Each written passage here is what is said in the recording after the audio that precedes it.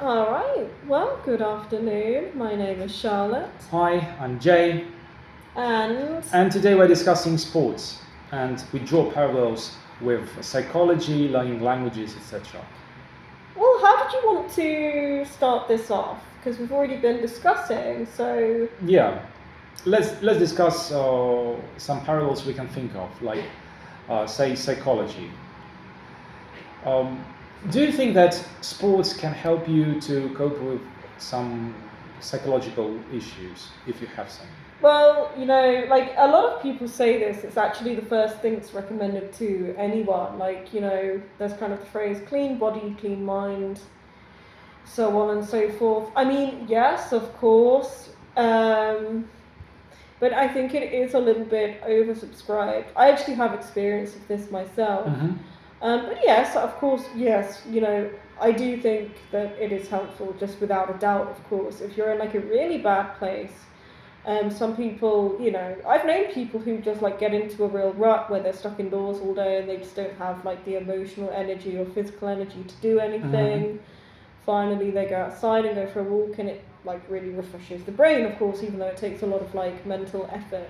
And of course, like, let's say if you're participating in a team sport, that's obviously good for like bond building, team building. Yeah.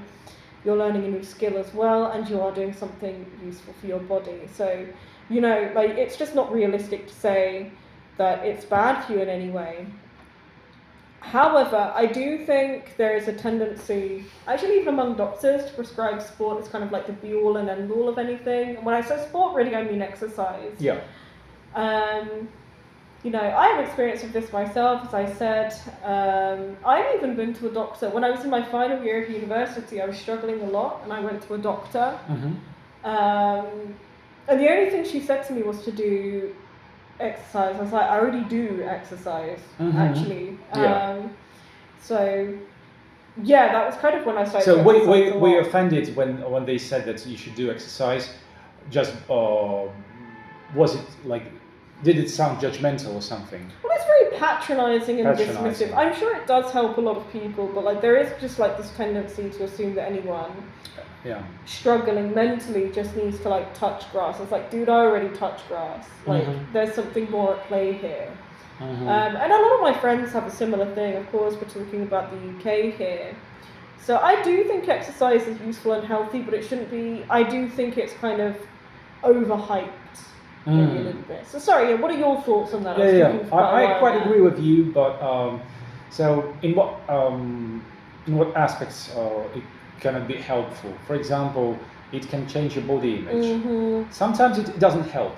Sometimes even people when they take steroids, like bodybuilders, for example, they would like to change their body image, but they still see themselves as weaklings in the mirror while looking in the mirror, because they're not happy with their body image, they're not happy with their muscles, etc. So this is one thing. Another thing is that when you start hitting the gym, you start socializing, more or less. Yeah, at least you can find someone to spot you when you bench press or when you squat or deadlift. Well, not squat.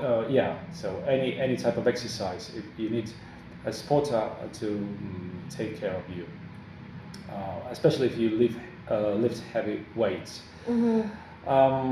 What else? And it helps you to be more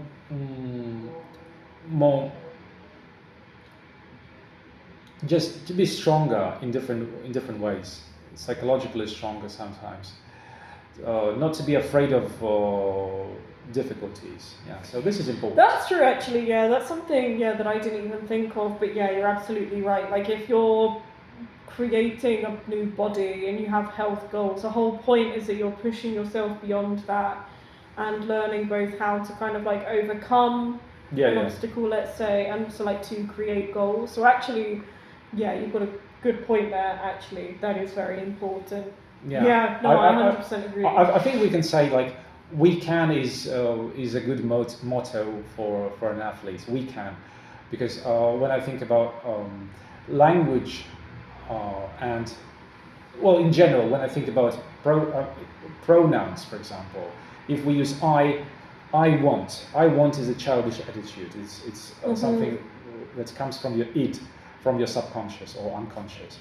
When you say you must, you should, it's your super ego, and it's the voice of your parents usually, who criticize you, and if your doctor or psychotherapist or whatever, someone who says that you must do sports, or you should do this, you should do that. But a healthier attitude would be to say we can do it, we can do sports, we can lift weights, we can enjoy the process, we can become better, not necessarily every single day, but at least we can become more sustainable.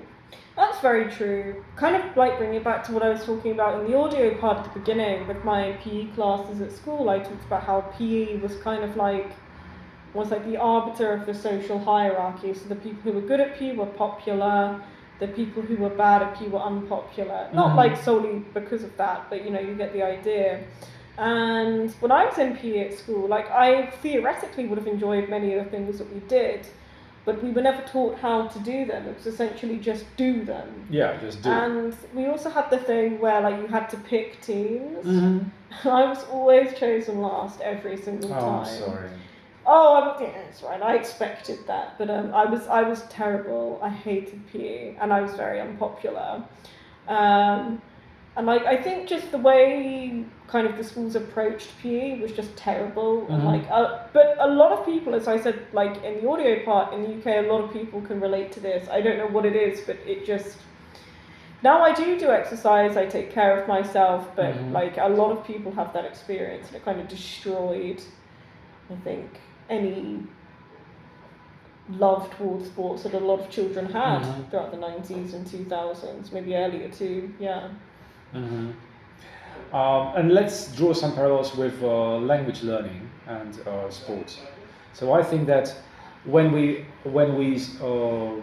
think of assisted exercise, like someone not just spots you, but someone helps you to lift weights, it's very important.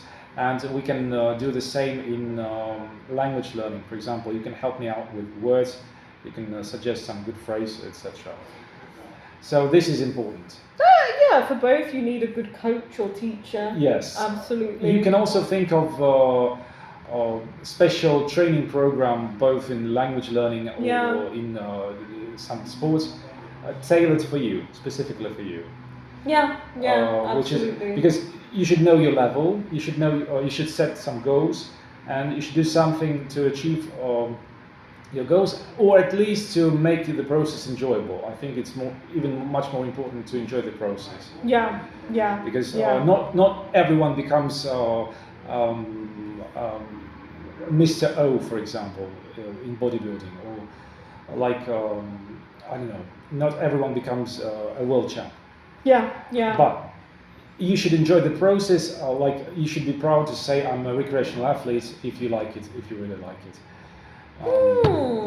And that's why it's good to enjoy your language learning, and in order to do that you should be successful, or at least you should be praised by someone.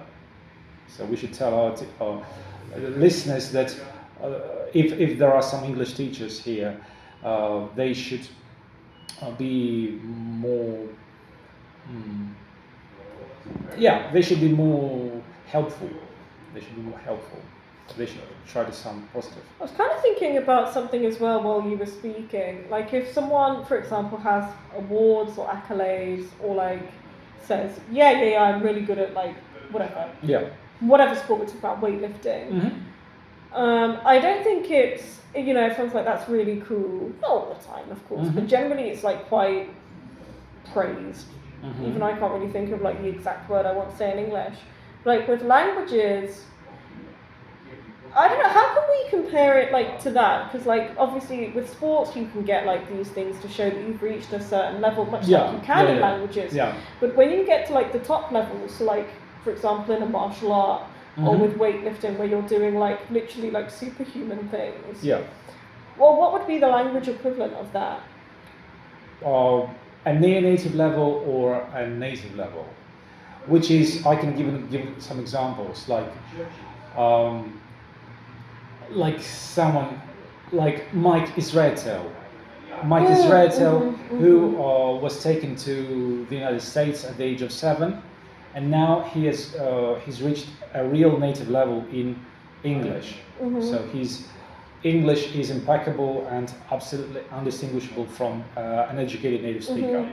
And he's a native speaker of Russian and English. So this is D2, or what I call D2 in English. Sure, which we've talked about before. We have like an episode on that. So, or we can think of someone like Vasily Strelnikov, who was born in New York or somewhere else in America, spent 14 years living there, and whose English is, again, approximately D1 or something. Oh yeah, but that's just being a native speaker. That's like giving me prizes for being born in London. I mean, his Russian is impeccable, too. Because it's his Russian really that should be praised. So because by the way, being a heritage speaker doesn't actually mean you speak the language well. So we should praise his Russian. Yeah. Well, anyway, I mean, we can think of some examples, but the main thing is that we can even think of some parallels between taking steroids and doing something else in languages. So what could be synonym to steroids in learning languages? So that's the thing. I was going to ask this to you actually, and I don't think there is one. There is, and I can't say I'm a natty in learning languages because I take steroids, so quote unquote steroids, because spending a lot of time with natives. Isn't that just learning? No, not everyone does that. And especially living and studying in the country where they speak it, because I studied and lived in a host family in England, in Eastbourne, and it contributed a lot to my English level. But you still need to work hard for that to actually work out well, because I know a lot of people here in Russia who are foreigners and they don't speak Russian even though they've lived here for a long time. Yes, exactly. And the same holds true for professional athletes. Once they stop taking steroids and stop exercising, they start losing their muscle. So more like if you did steroids but didn't exercise, it wouldn't do anything. It would still improve your stamina.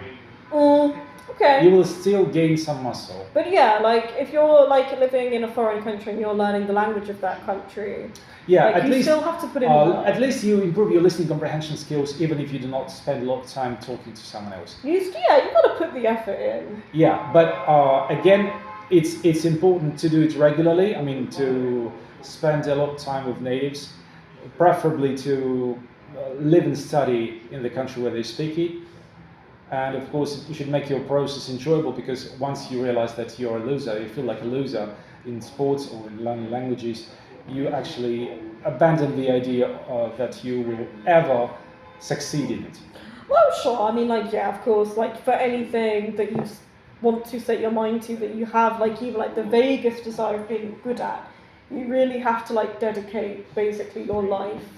Yeah, and you should never criticize yourself, because there is such a thing, I don't remember the term, self coming true prophecy or something like this. Oh, self-fulfilling prophecy. Self-fulfilling prophecy. Yeah.